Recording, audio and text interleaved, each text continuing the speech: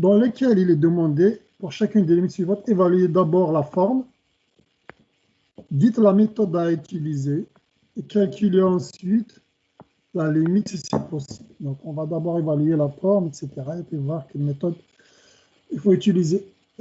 Donc, bien sûr, toujours, il faut évaluer la forme au début de chaque limite pour voir qu'est-ce qui se passe. Donc là, comme je vous ai dit, pour les fonctions exponentielles, il faut absolument avoir le graphe en tête.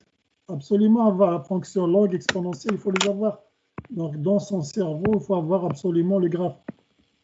Le graphe de la fonction exponentielle, vous savez tous, exponentielle de 0, c'est 1, et passe toutes par là. C'est des fonctions exponentielles, hein, pas juste la base, c'est le 2, pas celle de base E, des fonctions, enfin, base supérieure à 1 en tout cas. Et elles vont toutes être pareilles comme ça.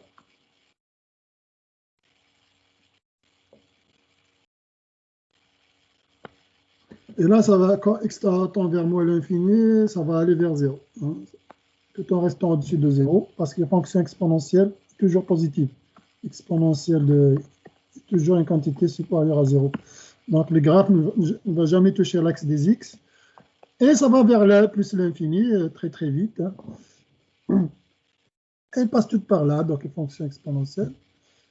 Donc, vous voyez très bien que limite de exponentielle x ou z si vous voulez, quand z tend vers moins l'infini, quand z va vers moins l'infini, ben, vous savez, c'est 0. La limite de exponentielle z quand z tend vers plus l'infini, vous voyez, c'est plus l'infini. Quand z tend vers, ça on va l'appeler z par exemple, quand z tend vers plus l'infini, f de z ici, vous voyez que ça monte très très vite, ça va vers plus l'infini. Donc il faut avoir à l'esprit la fonction.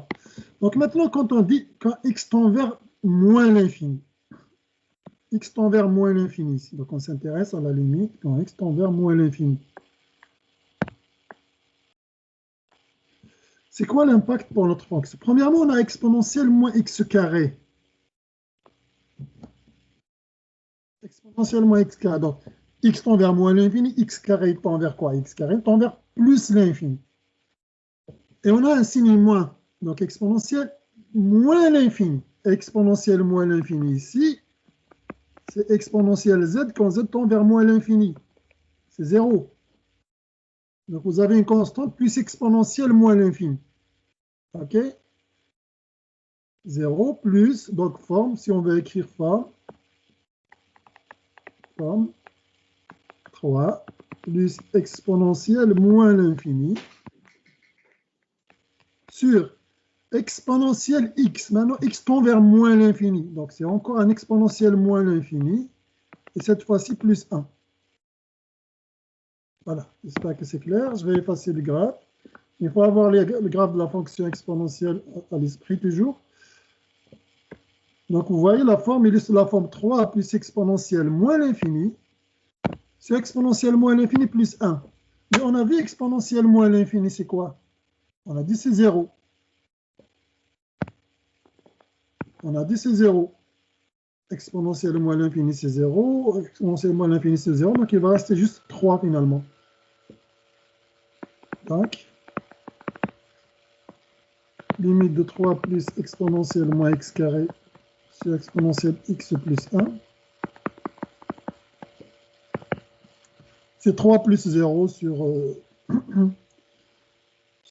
1 finalement. C'est juste 3. Voilà. Donc ici, on n'a rien utilisé de particulier. Peut-être l'algèbre de l'infini pour dire qu'exponentielle moins l'infini, c'est 0, etc. Je ne sais pas si c'était dans l'algèbre de l'infini, ça. Oui. Donc, vous pouvez dire l'algèbre de l'infini si vous voulez.